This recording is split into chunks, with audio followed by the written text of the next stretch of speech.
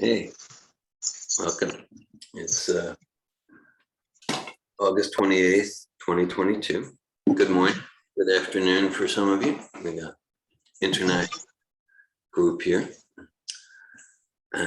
So we're gonna discuss some philosophy. It's the philosophy discussion part of our program. And we're gonna study Srimad Bhagavatam. Srimad Bhagavatam, it's like the follow-up literature to Bhagavad Gita. And Srila Prabhupada gave it Srimad Bhagavatam to us in 30 volumes. So this is Srimad Bhagavatam, 3rd canto, chapter 3, entitled The Lord's Pastimes out of Vrindavan. And yesterday, Marie, Mother Malini, she led class and discussion on text 8. So we're going to study text 9. Text 9, canto 3, chapter 3, text 9. It's August 28th, 2022. So we'll start with some invocation mantras to continue to invoke auspiciousness in our gathering. Om Namo Bhagavate Vasudevaya. Om Namo Bhagavate Vasudevaya. Om Namo Bhagavate Vasudevaya. Om Namo Bhagavate Vasudevaya. Om Namo Bhagavate Vasudevaya. Om Namo Bhagavate Vasudevaya.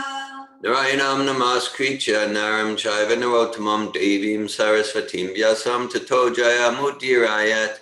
Before reciting the Srimad Bhagavatam, which is the very means of conquest, one should first offer respectful obeisances to the personality of Godhead Narayan, to Narayan Rishi, the supermost human being, unto Mother Sarasvati, the goddess of learning, and unto Srila Vyasadeva, the author. Nasta Prayeshva Bhadreshu Nicham Bhagavata Sevaya Bhagavat Yutamashloke Bhaktir Bhavati Naistiki. All right. So text 9, Srimad Bhagavatam, Canto 3, Chapter 3.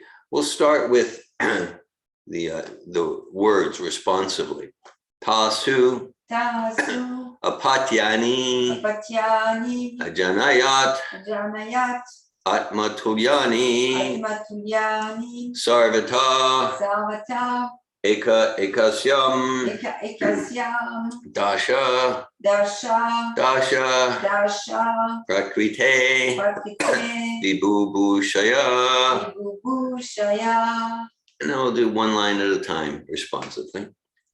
Tasvapatyanya Janayad, Tasvapatyanya Janayad, Atmatulyani Sarvata, Atmatulyani Sarvataha, Ekaikasyam Dasha Dasha, Ekakasyam Dasha Dasha, Prakriter Vibhubushaya, Akita Vibhubushaya, Tasvapatyanya Janayad, Tasvapatyanya Janayad, Atmatulyani Sarvata, Atmatulyani Sarvataha, Ekaikasyam Dasha Dasha, Ekakasyam Dasha Dasha, Prakriter Vibhubushaya, Akita Vibhubushaya, Tasvapatyanya Janayad, Atmapatyanya Janayad, Atmatulyani Sarvata, Atmatulyani Sarvata,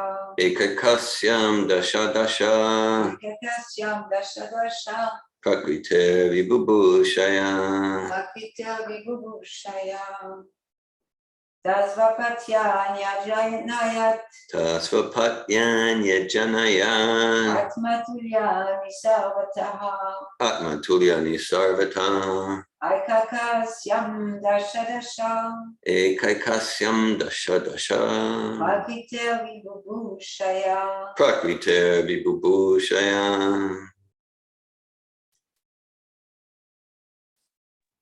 Tasvapatyanya Janayat, Tasvapatyanya Janayad, Atmatulyani Sarvata, Atmatulyani Sarvata, Ekaikasyam Dasha Dasha, Ekaikasyam Dasha Dasha, Prakriter Vibhubushaya, Prakrite Vibhushaya. Would anyone else online like to chant the verse? All right. We'll go to the word meanings. Tasu. Tasu. Unto them. Unto them. Apatyani. Patyani. Offspring. Offsprings. Ajanayat. Ajanayat. Begot. Begot. Atmatulyani. Atmatulyani. All like himself. All like himself. Sarvata. Sarvata. In all respects. In all respects. Ekasyam. Ekasyam. In each and every one of them. In each and every one of them. Dasha. Dasha. 10. 10. Dasha. Dasha. 10. 10. Prakrite. Prakite. For expanding himself. For expanding himself. Vibhushaya. Vibhushaya. So desiring. So desiring. Translation. Just to expand himself according to his transcendental features, the Lord begot in each and every one of them 10 offspring with exactly his own qualities. All right, so this verse kind of completes the pastime that Uddhava, speaking to Vidura, has been talking about for the past 4 verses or so. And there's no purport here. So we're going to go to the 10th verse, and we're going to get to another pastime here. I'll read the Sanskrit. Text 10. Kala magada shalvadinani kaivundata param ajiganat svayam divyam svapumsam teja adishat. Kala yavana, Magadha, the king of Magadha, Jarasandha, Salva, King Salva, Adin, and others, Anikai, by the soldiers, Wundhata, being encircled, Puram, the city of Mathura, Aji Ganat, killed, Svayam, personally, Divyam, transcendental, Svapumsam, of his own men, Teja, prowess, Adishat, exhibited. Translation. Kalayavana, the king of Magadha, and Shalva attacked the city of Mathura, but when the city was encircled by their soldiers, the Lord refrained from killing them personally just to show the power of his own men. Purport by His Divine Grace A.C. Bhaktivedanta Swami Prabhupada. So Prabhupada writes, after the death of Kamsa, when Mathura was encircled by the soldiers of Kalayavana, Jarasandha, and Shalva, the Lord seemingly fled from the city, and thus he is known as Ranshur, or one who fled from fighting. Actually, the fact was that the Lord wanted to kill them through the agency of his own men, devotees like Muchukunda and Bhima. Kalayavana and the king of Magadha were killed by Muchukunda and Bhima, respectively, who acted as agents of the Lord. By such acts, the Lord wanted to exhibit the prowess of his devotees, as if he were personally unable to fight, but his devotees could kill them. The relationship of the Lord with his devotees is a very happy one. I'm going to read that sentence again. The relationship of the Lord with his devotees is a very happy one. Actually, the Lord descended at the request of Brahma in order to kill all the undesirables of the world. But to divide the share of glory, he sometimes engaged his devotees to take the credit. The battle of Kurukshetra was designed by the Lord himself. But just to give credit to his devotee Arjuna, he played the part of the charioteer, while Arjuna was given the chance to play the fighter and thus become the hero of the battle of Kurukshetra. What he wants to do himself by his transcendental plans, he executes through his confidential devotees. That is the way of the Lord's mercy towards his pure, unalloyed devotees. Hare Krishna. Om Jnanatimmirandasya Gyananjana Shalakaya Chakshurmilitam Yena Tasmai Shri Gurave Namaha Shri Chaitanya Manobishtam Stapitam Yena Bhutale Svayamupa Kadamayam Darati Svapadantikam Vandeham Shri Guru Shri Yuta Padakamalam Shri Gurun Vaishnavamscha Shri Rupam Sagrajatam Saganaraganatanditam Tam Sajivam Sadvaitam Savadutam Parijana Sahitan Krishna Chaitanya Devam Shri Radha Krishna Padan Sagana Lalita Shri Vishakanvitam Hey Krishna Karuna Sindhu Dinabandhu Jagatpate Gopisha Gopika Kanta Radhakanta Namastate Tapta Kanchana Gaurange Radhe Vrindavaneshwari Vishabhanu Sute Devi Pranamami Hari Priye Vanchikalpati Yubhyascha Kripa Sindhu Bhyevacha Patitanan Pavanebhyo Vaishnavebhyo Namo Namaha Jai Shri Krishna Chaitanya Prabhu Nityananda Shri Advaita Gadadara Shri Vasari Gaura Bhaktavinda Hare Krishna Krishna Krishna Hare Hare Hare Rama Rama Rama Hare Hare Namo Om Vishnu Padaya Krishna Prestaya Bhutale Srimate Bhakti Vedanta Swami Niti Namine Namaste Saraswati Deve Gavani Pacharine Nirvishesha Shunyavadi Paschatya Desha Tarine Srimad Bhagavatam Canto 3 Chapter 3 Text 9 and 10 Tasvapatyanya Janayad Atmatulyani Sarvata Ekai Kasyam Dasha Dasha Prakriter Vibhushaya Kalamagadha Shalvadin Anikai Vundata Puram Ajiganat Svayam Divyam Svapumsam Teja Adisha. Hare Krishna. So there are several salient points here in these pastimes. And okay, so these, I know some of you participate in Mother Malini's Krishna book reading. So these pastimes are described here only in summary in a few verses, but they're described these pastimes from like basically Krishna's pastimes, three basic divisions: Vrindavan, Mathura, and Dwarka. So these pastimes we're hearing about in this verse 10 about Kalyavana and Muchukunda and so it's kind of like it's between the Mathura and Dwarka pastimes, kind of in that transition there. And okay, yeah, Muchukunda, he fought for the demigods, and yeah, he fought for the demigods, and then because it's a very time warp. It's a very time warp sort of pastime, because he was there like in the realm of the demigods. And so the Vedas, they describe actually 14 dimensions of time within the material sphere. And then the full pure devotional bhakti spiritual realm, it's actually described time as conspicuous by its absence.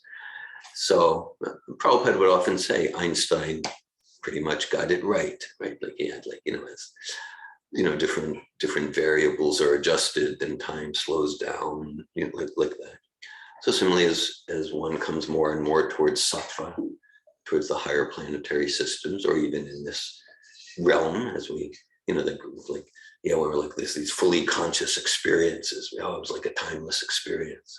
And that's true, like that. So higher planetary systems, like 1 year for us is like a nanosecond on the planet of Satyaloka, like that. So Muchukunda went to the higher planets and he fought for the demigods. And but then everything, all his family members and all of the dealings here, they were like millions of years ago. So then he came back. There's many of these kind of time warp, time travel pastimes in the Bhagavatam. Of course, chapter 13 and 14 of Krishna book, Brahma stealing the calves, the pastime of Markandeya Rishi in the 12th canto, the pastime of Maharaj Kukudmi in the 9th canto. That relates to who became his Kukudmi's daughter was Revati, who became Balaram's wife. And the idea is Maharaj Kukudmi was looking for a suitable partner for his princess daughter, Revati. And so he went to visit Brahma. And Brahma was at a concert, basically. He went to a concert, right? So Brahma was at a concert. The Gandharvas, they like just, they're known for singing beautifully, just very beautiful sensory. They're singing beautifully. So Kukumi was told, Brahma's at a concert, wait, just half an hour or so. Okay. So he comes out, then he says, yeah, I'm looking for, back, for my daughter, suitable partner.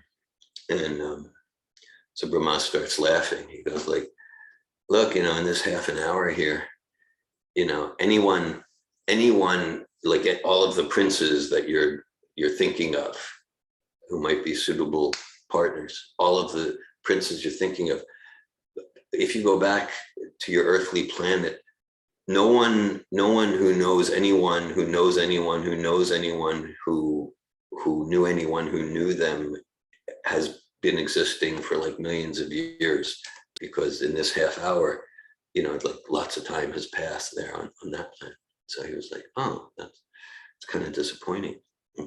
Anyhow, it turned out auspiciously with Balaram and Revati getting together.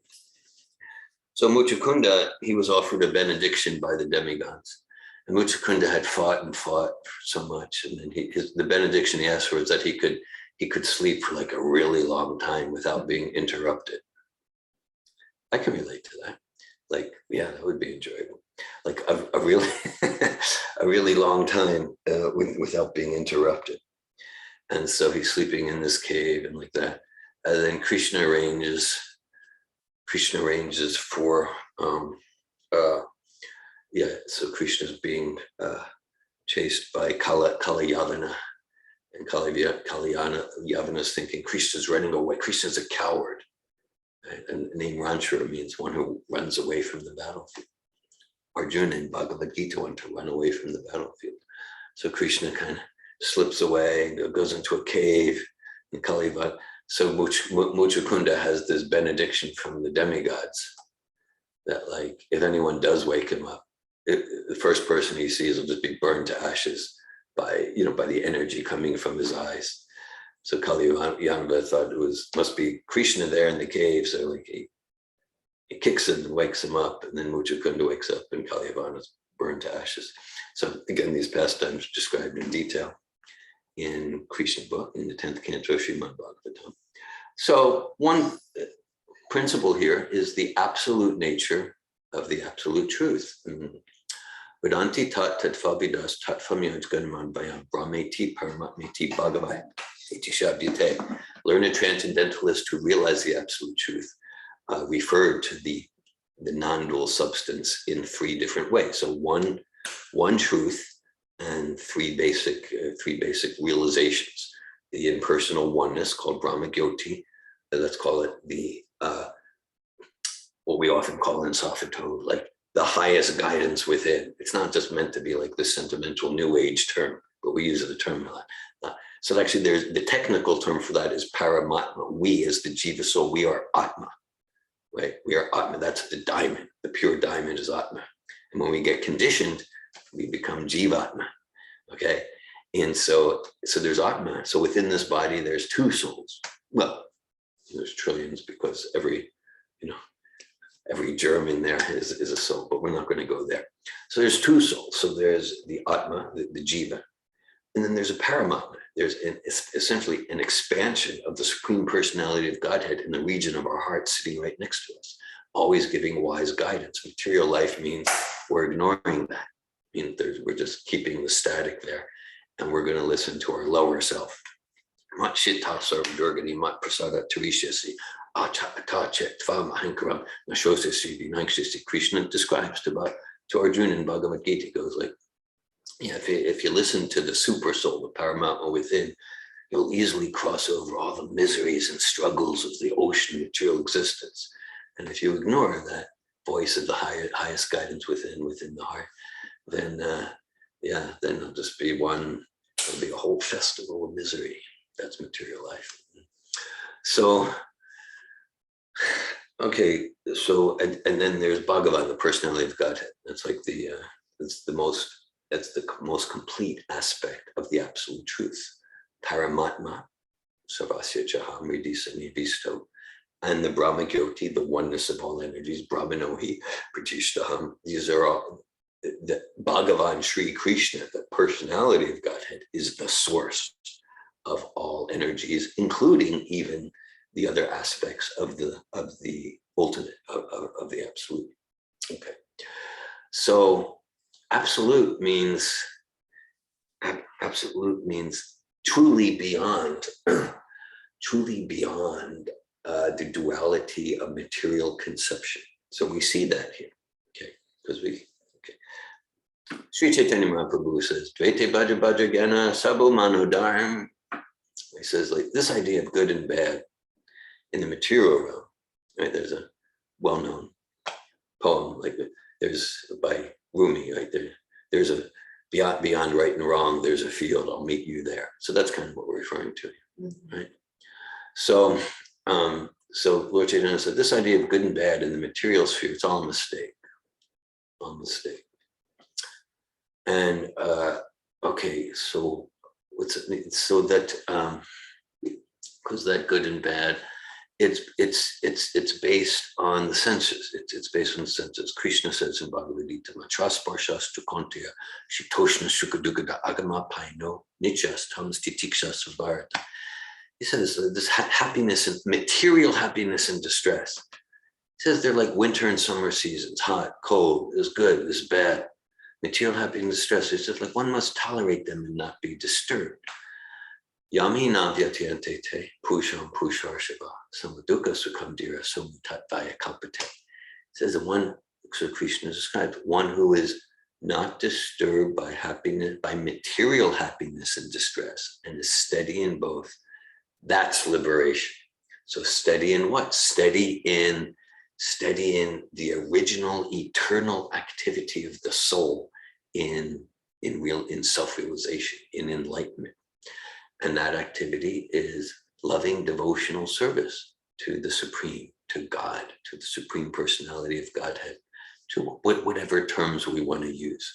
So this, to the highest guidance within. So this is bhakti.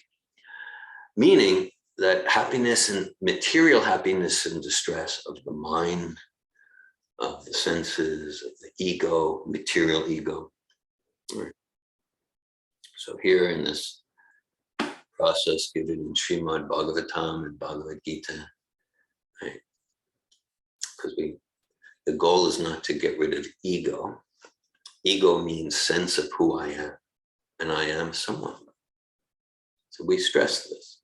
Bhagavad Gita stresses it. Because there's many philosophies, just get rid of ego. It's impossible. It's not even desirable. Ego means a sense of, so the genuine spiritual life means, let's eliminate false ego, illusory ego, right? Based on body and bodily designations. I'm tall, I'm short, I'm old, I'm young, bodily, I'm American, I'm white, I'm male, I'm like that. Okay. So that refers to the car. But I am someone. Oh yes, I'm an eternal spirit soul. I'm an Atma. And I'm a servant of Paramatma. Let's cultivate real ego. Let's cultivate real ego. And that's what this process of Krishna consciousness is about. So analogies we use so much, borrowing from, like, let's say if we're in a virtual reality game, okay, we say, oh, this is good. My character just got some points, or just got this. Oh, now being chased by a monster, this is bad. But someone with objective vision, whether a virtual reality game metaphor or someone dreaming on the bed, I'm enjoying in a palace. Oh, I'm being chased by a monster, by a tiger. This is bad. But someone with objective vision can say, look, that's just that machine. That's just this dream world. You're just lying horizontal on the bed. There's no palace. There's no tiger like that. So a real friendship is like, let's help each other. Let's help each other to wake up to our real life. And then there is good and bad in the absolute sense, right? Like that which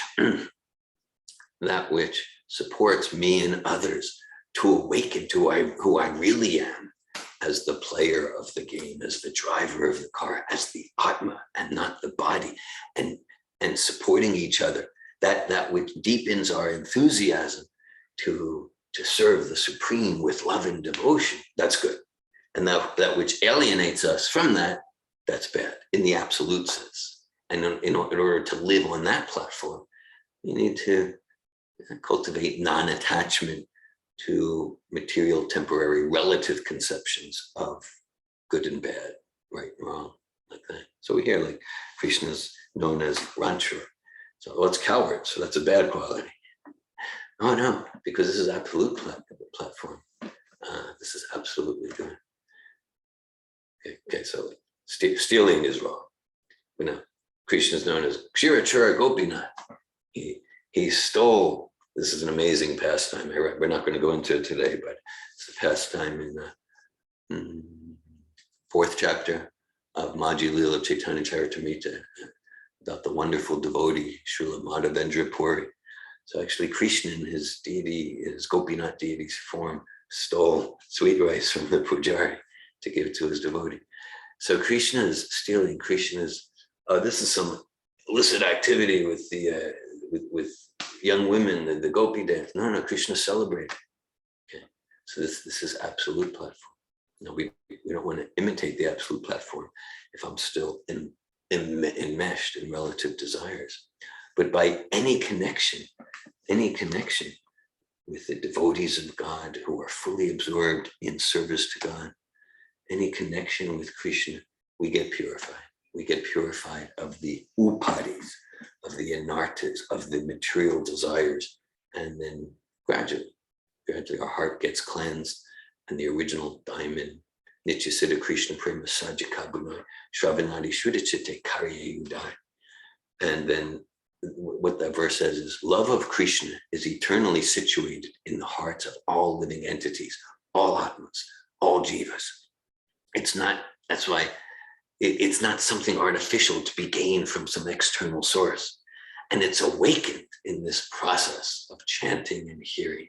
Hare Krishna, Krishna Krishna, Hare Hare, Hare Rama, Rama Rama, Hare Hare. Savaya Pumsam Parodharmo Yato Bhaktirat Hokshaje, Ahetuki Pratiyataya Yatma Suprasidati.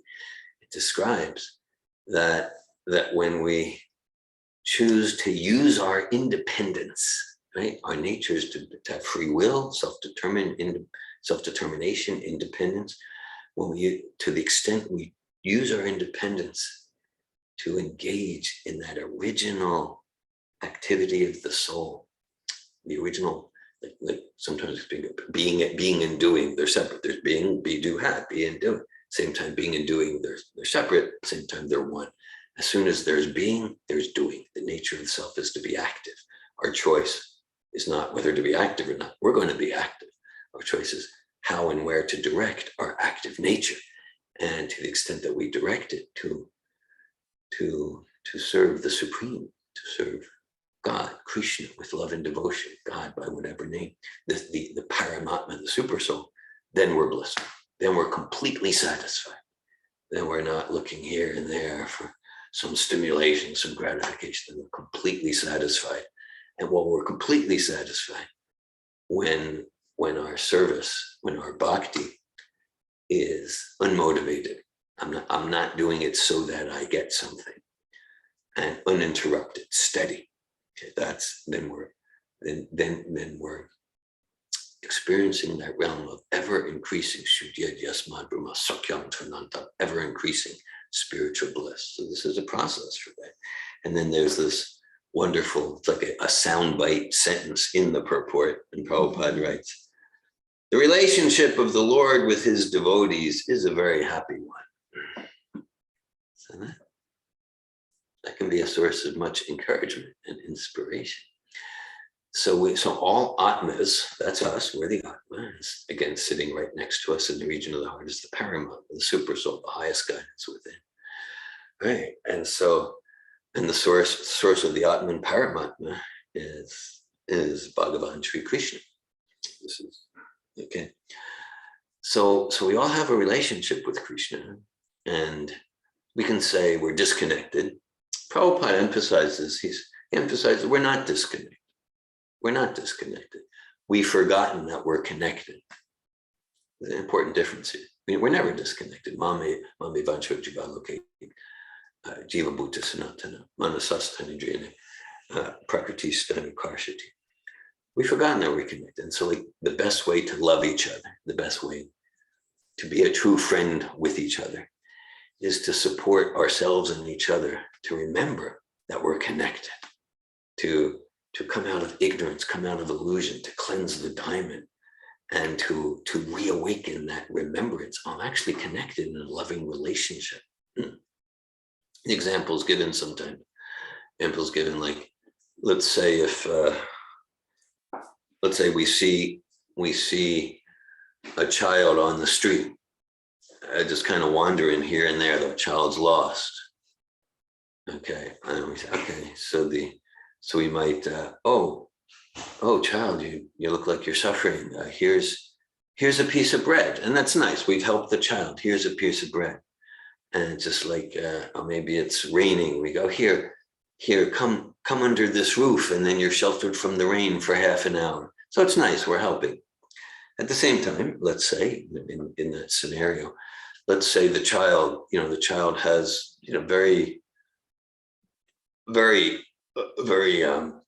very wealthy father.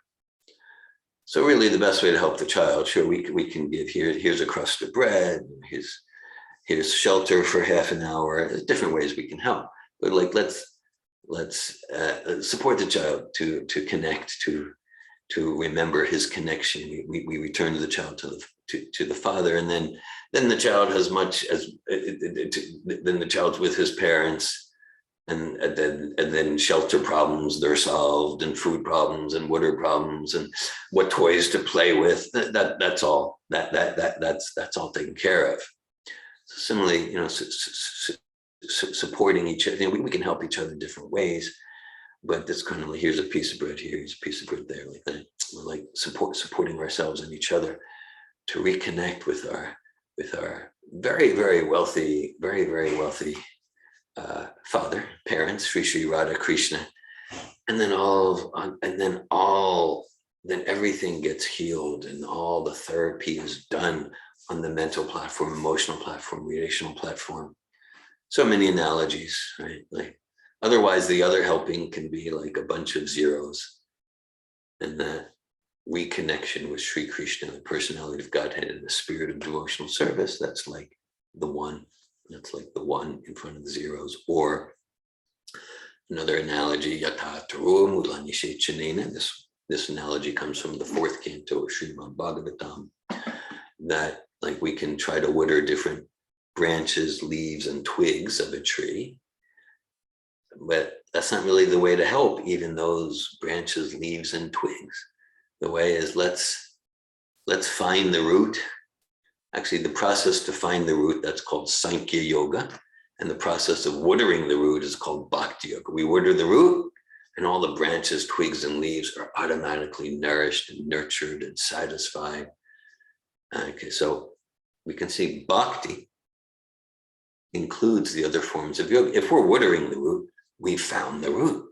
If we're watering the root, we've found the root.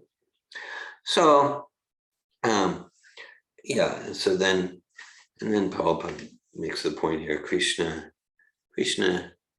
like, so this is a monotheistic process and tradition and philosophy. One God has many names.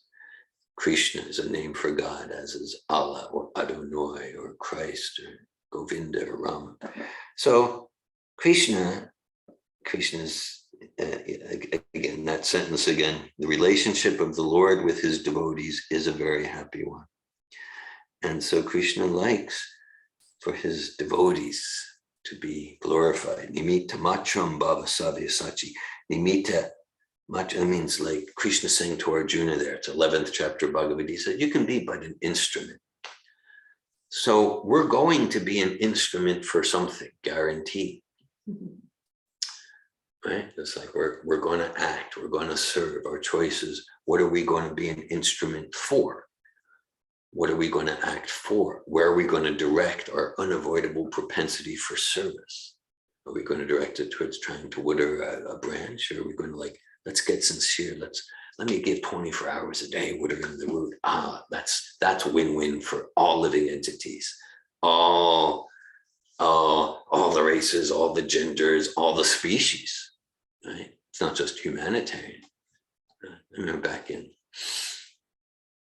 January 2000, I published an article in the journal Social Work called Social Work and Speciesism, right? The field of social work, probably more than any other profession.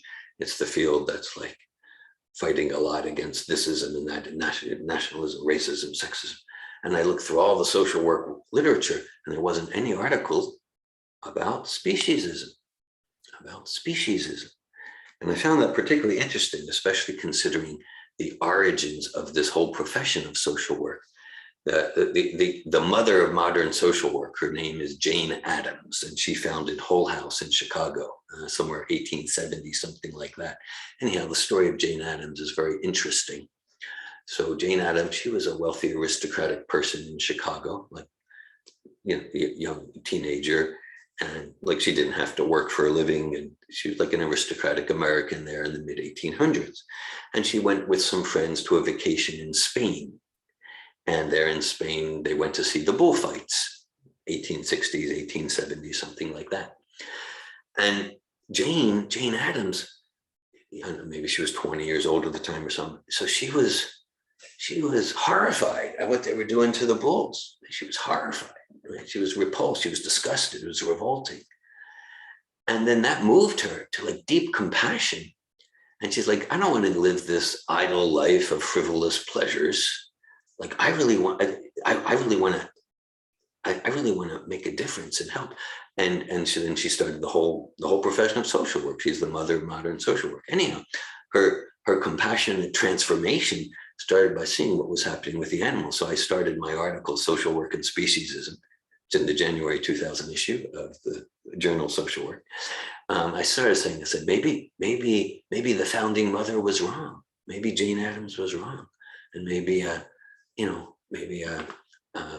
animals are not persons. According to Bhagavad, these are persons, just like we're persons.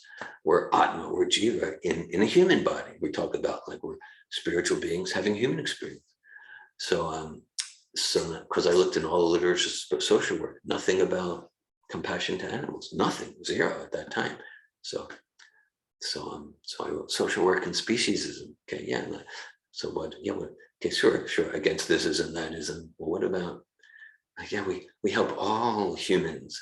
And on our dinner plate, there's dead pigs and dead cows. How's this making sense? Okay, so this is watering the root of the tree. All living entities, not just the spirit souls and human bodies.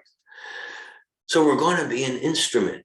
We're going to be an instrument, and to simplify it, there's so many nuances, but we're going to be an instrument of Krishna or Maya, okay? And Maya means the force of illusion. And Maya is like, it's an energy. Maya is not like this bad devil. Maya is, another name for Maya is Durga. Srishti stiti pralaya sadhana shaktireka chaye vayasya bhuvanani bibarti Durga ichana upamapi yasya chachestatesa Govinda maripusham tamaham bhajami. So that's Brahma Samhita. Yesterday, Mother Malini read from Brahma Samhita in class. So it's described that Maya, Durga, Kali, these are just different names of like the supreme goddess of the whole material creation. And she's serving at the pleasure of Govindam, the original person, Govindam Adi Purusha. So if we serve Maya, that means we're serving that which puts ourselves and others into even greater alienation from the self, even greater forgetfulness of who we are as spiritual beings, even greater forgetfulness of our happy relationship with Krishna, like that. Krishna says in Bhagavad Gita, Yayata mam prapajante tam stataiva bhajamyaham mama vartmanu vartante manusha partasarvasha. So that he says, everyone's following my path, just like as a metaphor, just like we're going to follow the government's path in this metaphor. We say, I'm not going to follow that. I'm not going to follow the laws. Okay, so I'm independent. I'm going to drive on the left side of the road. I'm going to do whatever I want, and I'm not going to care about the government laws. Okay, so then we'll still follow government within the confines of a government department called prison. Okay, and then we're following the government with these prison guards, and our freedom is constrained like that. So that represents Maya. Actually, another term is Durga. Durga means fortress. It means prison house. All right. So now, if we, to the extent that we consciously choose to serve Krishna, then we're free from the material energy. Just like if I'm consciously choosing to follow the government laws, then we're not controlled by the prison guards. Then we're not controlled by the warden of the prison. The warden of the prison, that represents Durga, Maya. And let's keep in mind, the warden of the prison is a dear servant to the government, just as the director of the university. Just the warden of the prison needs to deal with the criminals. So Maya needs to deal with, Atmas like us, like that. So to the extent that we choose to engage ourselves in the original function of the soul, devotional service, then we're free from the gunas, free from the modes of material nature. That's real independence. That's true freedom. And then we're free for the natural love of the soul towards God to awaken and express. Yes. So we have a scientific process here coming down from really timeless times, but ancient times. It's not some whimsical thing. And it's not all or nothing. Neham Bikrama Naso Ste Pratyavayu Navijite Svapamapiasi Dharmase Trite Mato Baya. Describes that even whatever we do, and it's when I say science, like there's two basic pillars of science process. One is, let's say, a hypothesis that makes sense, a hypothesis that's logical.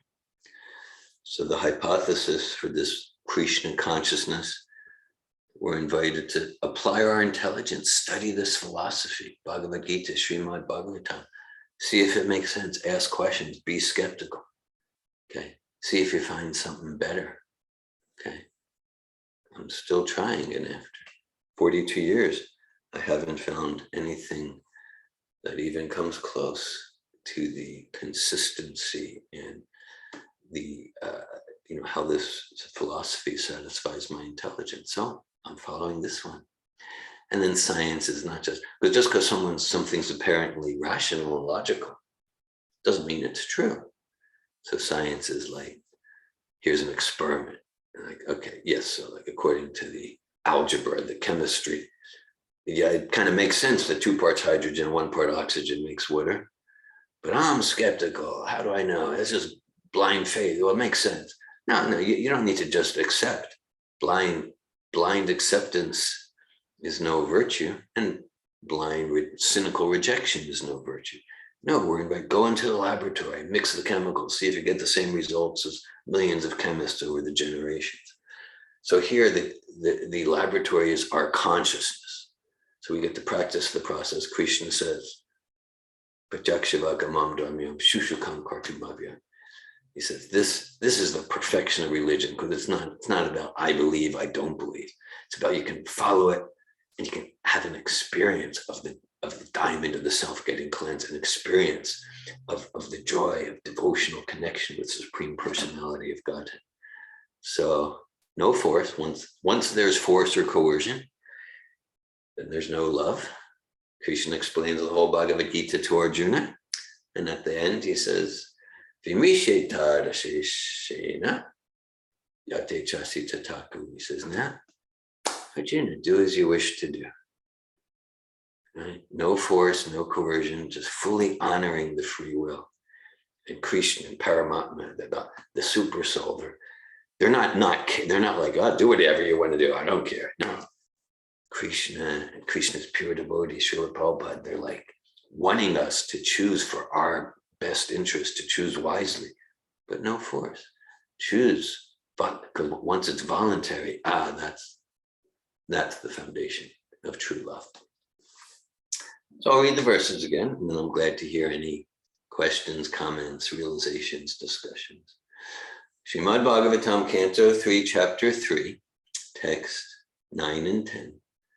Tasvapatyanya janaya atmatulyani sarvata ekaikasyam dasha prakriter vibhushaya kalamagadha shalvadin anikai undata puram ajiganat svayam divyam swapumsam teja adishat. Just to expand himself according to his transcendental features. The Lord begot in each and every one of them 10 offspring with exactly his own qualities. Kalyavana, the king of Magadha and Shalva, attacked the city of Mathura, but when the city was encircled by their soldiers, the Lord refrained from killing them personally, just to show the power of his own name. Hare Krishna, thanks for your attention, thanks for listening, thanks for your association. I welcome any comments or questions or realizations at this point.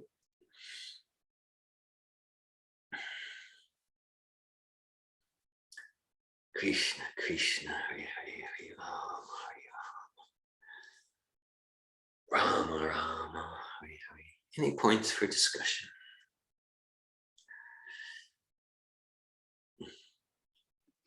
David, I'm not sure how to word it, so bear with me. The sense of like the material, like, you know, in this world, like we have to make money, we have to survive, we have to take care of our children. Okay, I'm hearing you, Valerie, but not so well. If you could. Let me change my thing. Hold on. Okay, thanks.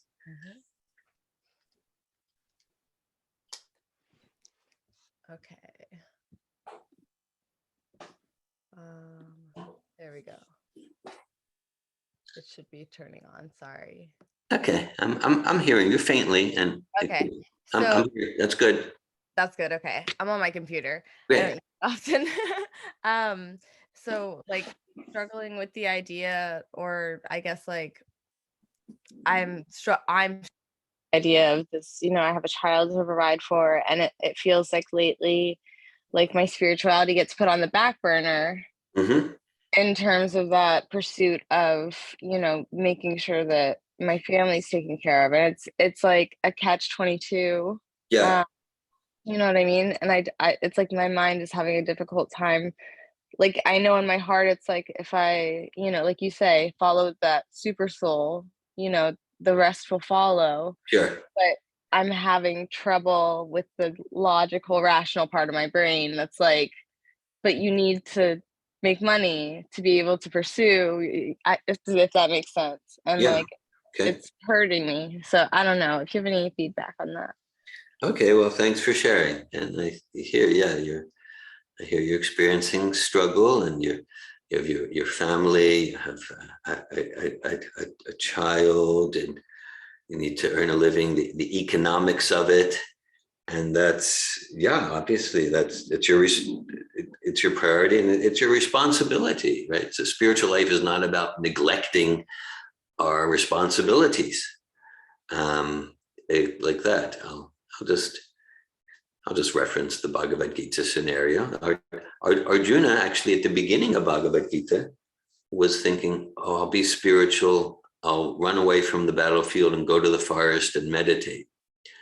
But actually his transformation was realizing, no, my responsibility is to fight this battle. There are people with wicked agendas oppressing the masses, and it's my responsibility as a warrior to protect people from such wicked rulers. And so I'm just saying, like, so he had his particular train. He had his way of making money, in a sense, his way of supporting his family. was he was trained as a fighter, and he realized no, his spiritual life isn't to run away from that. And at the same time, so I understand. So I have some understanding of your struggles, economics, and for sure, I encourage you to fulfill your responsibilities. In life like that, and in raising your child, and having a roof over the head of the family, and food, and education, and all of that. So then it's like it requires some dritavrata. That's a term from Bhagavad Gita. Dritavrata, like you can see in that drita, the English word determination. That okay, here's the context of my life, my responsibilities. This is not a picnic. This is not like some fairy tale Disney movie. Like this is a struggle, right? And I know in my 61 years, myself and everyone I know, everyone's struggling. Okay, this is a struggle. So to practice, two things come to me. One is like, okay, so to practice bhakti yoga requires some discipline, some determination. And it might be like, okay, whatever the struggle is, I'm going to chant at least one round every morning, or if for some reason I don't do it in the morning before I take rest at night, I'm going to chant 20 mantras. Okay, I'm going to chant Hare Krishna twice before I eat and before my child eats. I'm going to take at least 20 minutes per week to read Krishna book or Bhagavad Gita. At least once a month, I'm going to come to Marie's Bhagavad Gita reading. It requires some determination. It requires some determination that, like, yeah, the economics is important, and these spiritual practices are also important. And it's, it doesn't need to be this or that. I'll be spiritual or I'll be materially responsible. We get to experience this and that. And my experience is that requires some significant determination. Also, the other principle is yukta vairagya, that it doesn't need to be two compartments. It doesn't need to be two compartments. We can look at, okay, yeah, in raising my child, and I know you're already doing this, Valerie, but thanks for giving me a chance to speak. In supporting my family, all right, how can I, let me at least be sincere to get realization how to integrate those activities for material responsibility in a spiritual way. And then the material becomes spiritual. And maybe that's when I'm playing with my child, I'm chanting Hare Krishna, we're doing kirtan together, maybe getting realization of how to, in an honest way, bring in some money in a way that's actually Krishna conscious or sattvic. Could be through prasad distribution or different ideas. So, and I don't have like the answer what that would look like for you, but it's the principle that essentially, as we progress in spiritual consciousness, nothing's material. As one progresses in spiritual consciousness, like this relationship with child, this money, this car, this body. No, this isn't, I'm not the body. It's not even my body. This is Krishna's body. This is Krishna car. This is Krishna's bank account. This is Krishna's child. So how can I use this home? Just like here, we're in Marie's home. So the home is material. It's made of material elements. No. Here we are in this living room, and we're discussing Bhagavatam. We chanted Jai Radha Madhava. So these bricks and the cement, they're spiritualized. So those are some principles that might be helpful. Extremely helpful, David. Thank you so much. Thanks, Valerie. I appreciate your sharing. George, I saw your hand up. Many aspects of class. I'm not hearing you so well.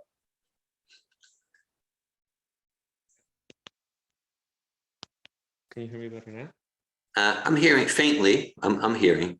Yes. I really appreciated your statement that good, the idea of good and bad is related to our senses. Yeah. Because I have never made that connection before. And I really considered how, you know, if that is connected to our senses, then what is my relationship with my senses? Yeah. And you know, Prabhupada reveals to us at some point that, you know, all of the senses are just pathways inevitably leading to death. So I thought about that statement, and it's very present with me, because for a very, very long time in my life, you know, how comfortable my senses were was my biggest priority. And I'm seeing this underlying pattern leading up to even right now, you know. And it's something that I can use now from hearing this class this morning to choose differently, you know, to follow what Prabhupada says about controlling the senses and then going forward from that. So that's very helpful to me as far as being able to render my service, is to be accepting of the bad, you know, discomfort and things Yeah. like that. And that was very helpful. And then there was another thing that you briefly mentioned, about because we talked about there are two souls in this body, but then you didn't go there, but you mentioned slightly that there are actually like millions of, you know, bacteria and other living beings on Yes. this body. And that statement, I connected with the idea of who's the proprietor of this body. Mm. And you know, to the extent that I'm becoming aware that, you know, Krishna is the proprietor, and to use this body to serve its owner, then, you know, that's like a glorious thing. That's like a very, very wonderful thought, considering how many other living beings also coexist in this body, you know. So I just wanted to share that. Thanks for sharing. I'm moved by your realizations, both. Yeah, you know, because we've had like the body's a temple of God, and your sharing for me like really brings that home. What's that mean? So like, so it's my body. Well, actually, no, it's actually the Paramatma's body. It's Krishna's body, and yeah, and so in this body, you might say, okay, so that okay, then there's one living entity. No, there's actually, yeah, every germ, every living cell means there's an atma there. There's a jiva there, and so like so I get to use this body in service to the real proprietor, to Paramatma, to Krishna.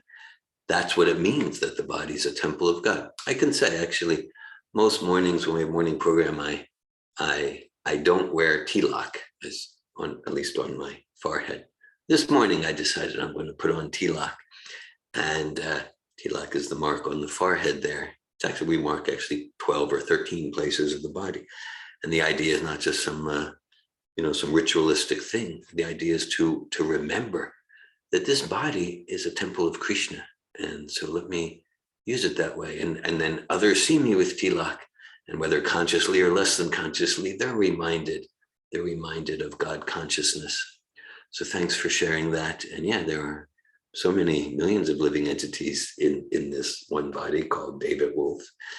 Yes, and I really like where you're sharing, George, about the senses, because that's it. Like the senses they're kind of act on the binary principle: attract, reject, attract, repulse. And that's it. So whether it's the senses or the subtle material senses, you go like, good. He praised me. He's good friend. He insulted me.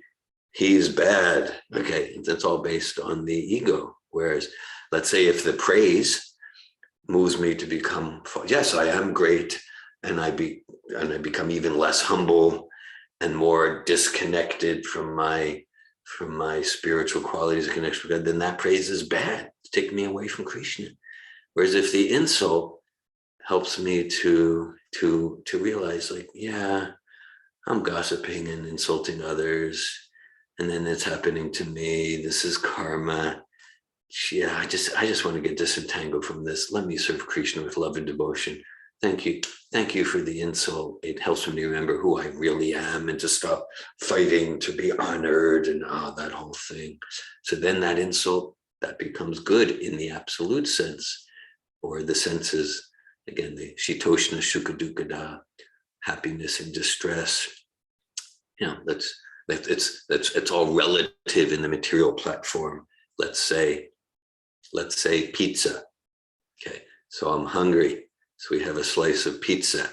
So for the tongue and the belly and the eyes and the sense of the olfactory sense, good. This is very good. All right, the second piece also good. Senses are attracted. All right, let's say if it was like a pizza eating contest, and I'm on my like 12th piece. Then it's just like, this is painful. This is bad. Oh my God, I can't even smell. I never want another piece of pizza. I'm on my 15th piece. Like, you know, how much will you pay me for the 15th piece? Or for some of us, it might be 20th piece. But at some point it becomes disgusting. So make up your mind.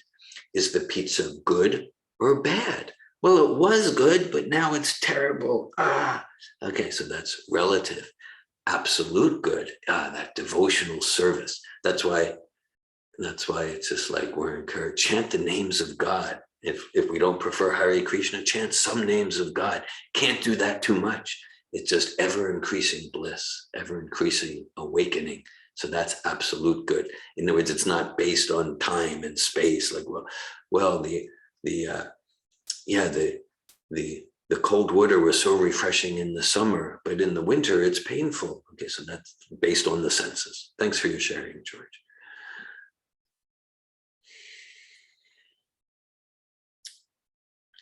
You're welcome. If there's any other comments, questions, inspirations anyone would like to ask or share.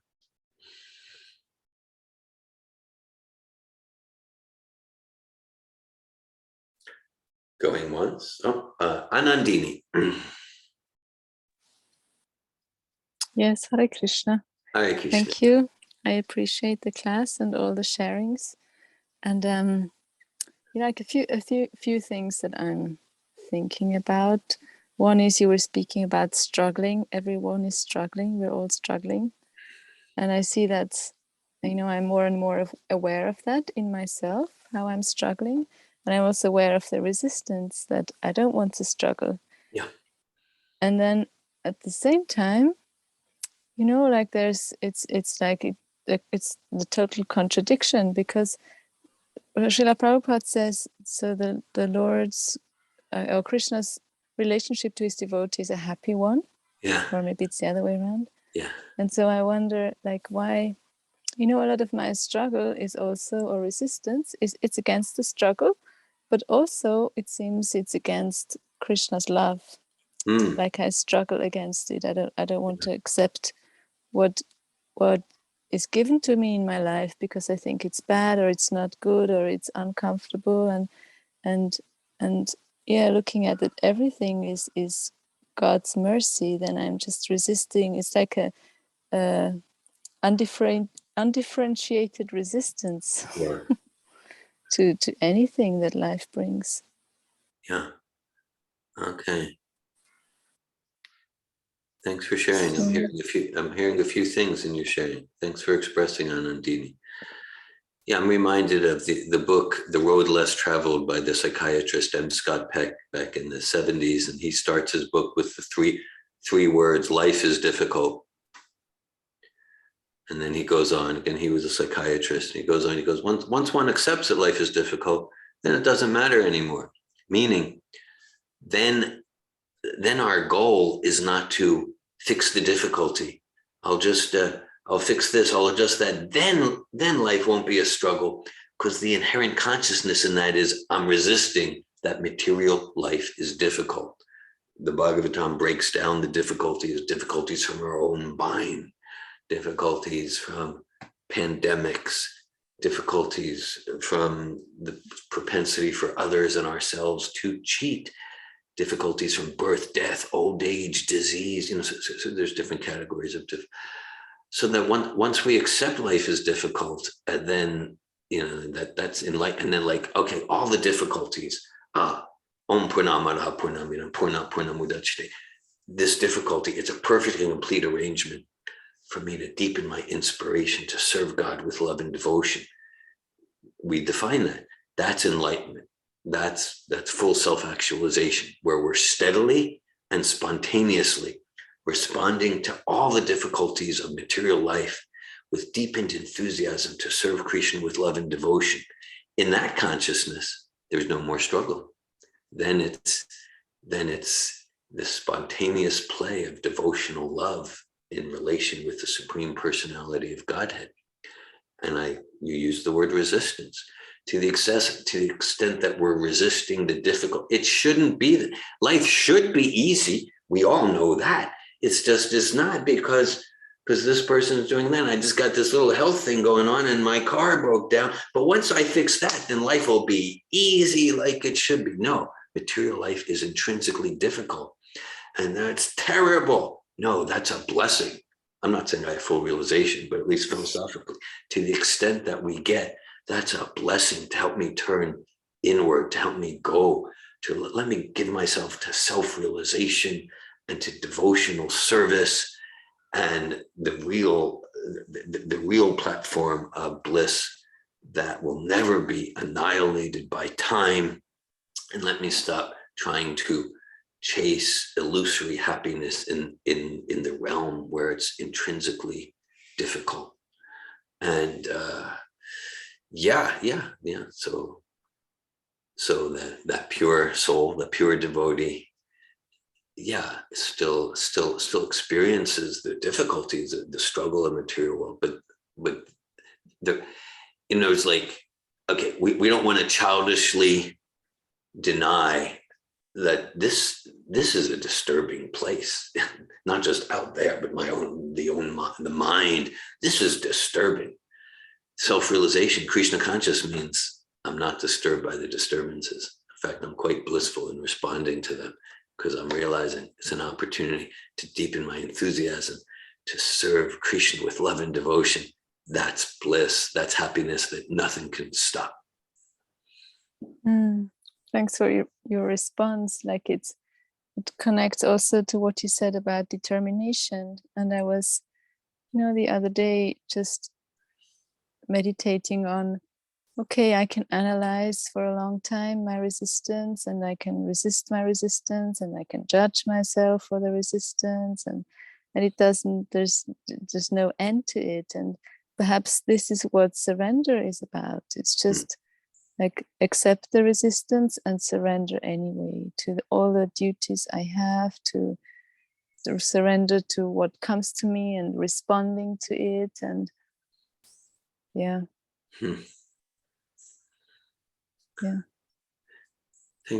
Thanks for sharing your enhanced realizations about surrender, that most vital principle. Thanks for sharing. Yeah. And again, we're going to surrender. It's just a matter of we're going to surrender to Krishna voluntarily or involuntarily, either through the prison system of Maya or voluntarily. Krishna says in Bhagavad Gita, Mityu Sarva Haraschaham. He says, I am death. God is present in death. So even someone says like, I'm not going to bow down to anyone. No, everyone's going to obeisances or dandavats. Dandavats means prostrated obeisances. Everyone's going to be offering obeisances to Krishna, to God in the form of death at the time of death. Okay, so that's a form of God too. And Prabhupada uses that analogy. Death, as well as the other disturbances, old age, disease, other people irritating us, or so many disturbances. It's like they're like the jaws of the cat. The jaws of the cat represent death and all the other disturbances. So we can be like the rat or the mouse in the jaws of the cat. It's a terrifying experience. That's the reason that the mouse resists. This is terrible. Whereas the kitten Okay, it's the same jaws, but what's the kitten's experience in the jaws of the cat?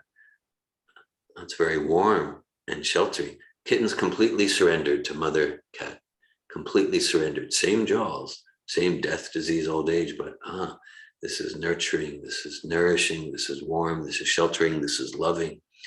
So that even those disturbances, whether in the forms of old age, disease, death, other people insulting us, we're like, we want to cultivate the consciousness of the kitten, full surrender, perfect opportunity to realize who I am. When you broke it down to we're either going to serve Maya or Krishna, I thought, well, maybe it's not so bad if we surrender to Maya. It's also Krishna. It's not that is the goal, but that's happening all the time. It's happening every moment. Yeah. But Maya is always here, and like she's going to throw us or cover us or whatever.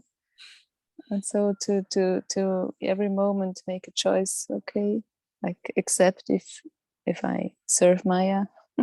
And it's not so bad because Krishna's behind it, and endeavor to choose serving Krishna.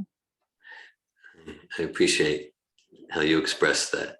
Realizing that, okay, Maya's a servant of Krishna, and here, and so seeing Maya as Krishna's devotee. Yeah, thanks for that. And I do have another question, but maybe someone else wants to take some time.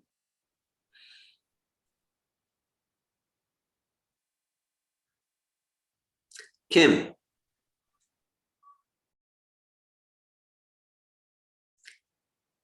Kim, I see your hands up. Oh, sorry, I'm talking without that mic on. I just wanted to, the one thing I wonder when you talk is, you were putting the comparison between, coming to the philosophy as I like this sounds good to me, it sounds right. And then the difference between, scientific realization. And I always get thrown by that because I know in my own life, I've had years where I follow very closely and much more years where I don't. But because of self-discipline, not having good self-discipline, I'm not following very closely most of the time. And I'm thinking, but still, I read the Bhagavad Gita and I think this makes so much sense to me. I've never read anything that doesn't seem to explain our life and why we're here and the soul and our relationship to Krishna any better than the Bhagavad Gita to my mind, so yeah. I'm constantly accepting this on the level of liking, and it makes sense to me. And I just wonder how many of us, I would just have to think so few of us in this world actually get that scientific, knowing. But we still, keep going because of that other part of it. I don't know. It's just, I guess I think when I hear you say that, I think, yes, that would be so wonderful. But most of us have to keep going, maybe just because it sounds right, and I don't know. I don't even know if there's a question there, but I wondered if there's an answer. That's it. Thanks for your expression. Right. Yeah. And that's where, yes, let's see, we have a quote here, a relevant quote. This is from the book of James, chapter 1, text 2 of the 4, posted by Johnny and Jenna. So the quote is from the Old Testament, the New Testament. Consider it pure joy, my brothers and sisters, whenever you face trials of many kinds, because you know that the testing of your faith produces perseverance. Let perseverance finish its work so that you may be mature and complete, not lacking anything. Thanks for sharing that. It's right on the principles of, cultivating the mentality of seeing the trials and tribulations as an opportunity to deepen my faith and my inspiration to serve God, and determination, perseverance. That's such a on target quote. Thanks for that, Johnny and Jenna. Yeah, and then what you're sharing, Kim, it points to the importance of having our intelligence fixed. I'm not much experiencing like scientific experience of the joy of devotional service. I would say I'm experiencing more of that more frequently and more deeply than I was a year ago, and then I was 10 years ago, 20, 30, 40. So I have enough experience to know this process definitely works. The more I practice it, the more I experience scientifically, experientially the joy. Same time, often like I'm, in the feeling empty and forgetful and disconnected and all of that. And that's where, I'm moved to hear, Kim, that you study Bhagavad Gita. And so like the intelligence is there, and the intelligence can keep us going. Like, even though I'm not feeling it now, I'm not feeling the inspiration. But through intelligence, I can know, okay, still, this path makes the most sense. So I say it's, for most everyone I know, it's like a gradual upward spiral. And that's where, to practice and part of the practice is studying Bhagavad Gita, studying Krishna book. And so to say, well, I'm not feeling it, and I know I'm not giving myself to the process very rigorously at all. At the same time, my intelligence has this understanding that this is the highest philosophy. This is the most sublime system that describes life, my internal experience, what I see in the world. So I'm staying with it, even though my practice right now is like at 2% or something. So that's why Prabhupada gave us so many books, which the books themselves are part of the experiential process, and the books, we get to apply our intellect to. It's a big part of the process, because otherwise, if someone doesn't have that connection with Bhagavad Gita and the philosophy, like, I'm in ecstatic kirtan, this is great, I want to do this for the rest of my life. Okay, what about the next day when like I'm not in the ecstatic kirtan mood, I'm experiencing the struggles, the difficulties of material life, or I'm attracted, my senses are attracted to something material. And if I don't have that philosophical intelligence, then I'll allow myself to get dragged for a week, a year, or 10 lifetimes. Those are some thoughts that come to me hearing you share, Kim. I appreciate it. Thank you. Thank you for the class and for everything. Thank you, Kim.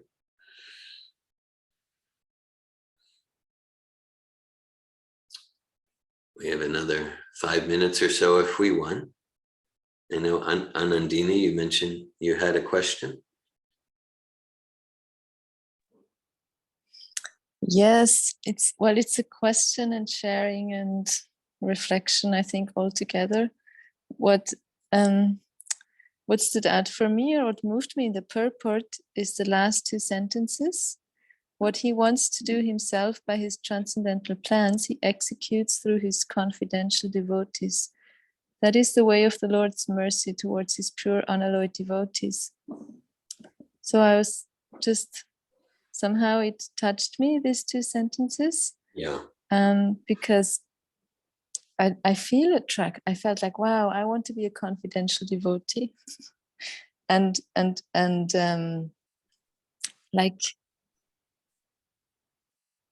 be an instrument for God's plans and not for my own plans.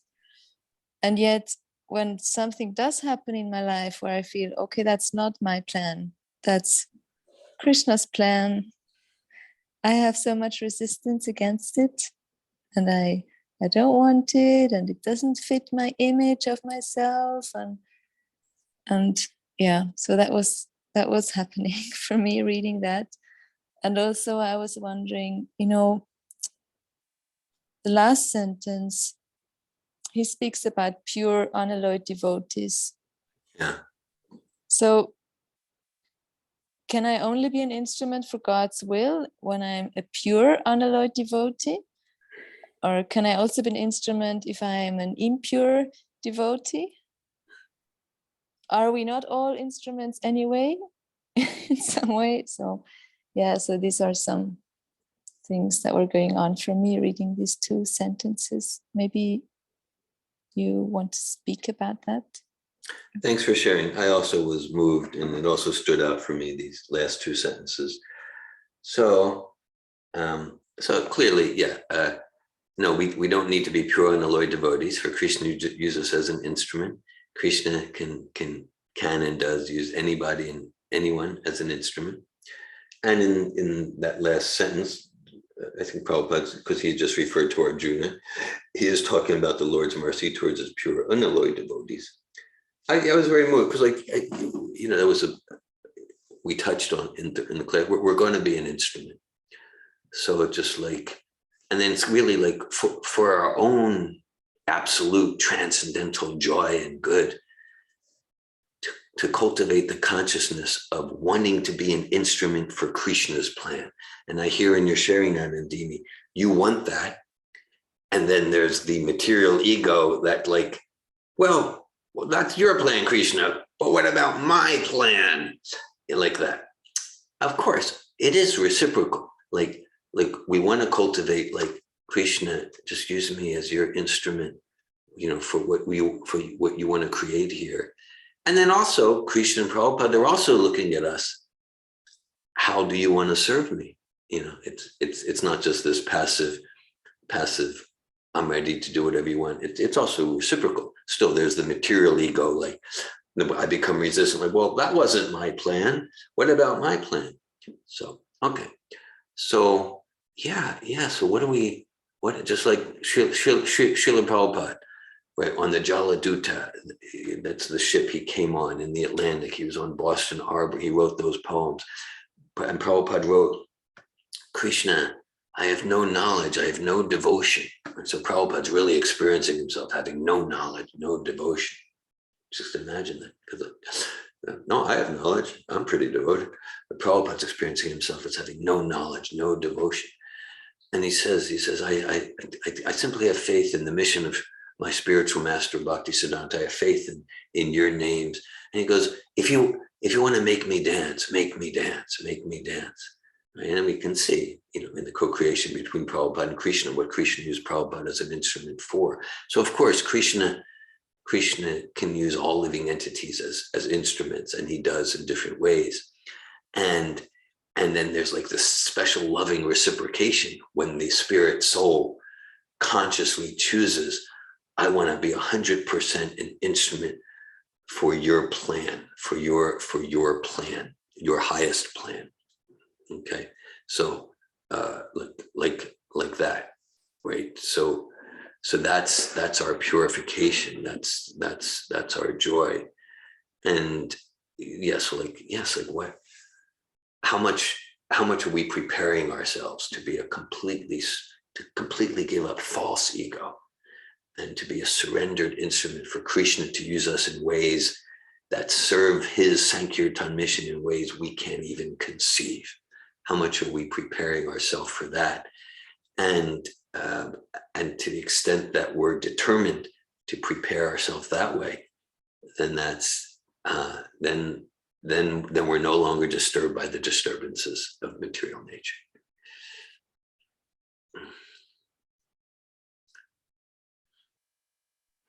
Thank you. That's inspiring and encouraging. Thank you, Anandini. Thank you. Srimad Bhagavatam ki. Jai. Srila Prabhupada ki. Jai. Hare Krishna. Thank you all. Thanks for your association. Thanks for your presence. Hari Bol.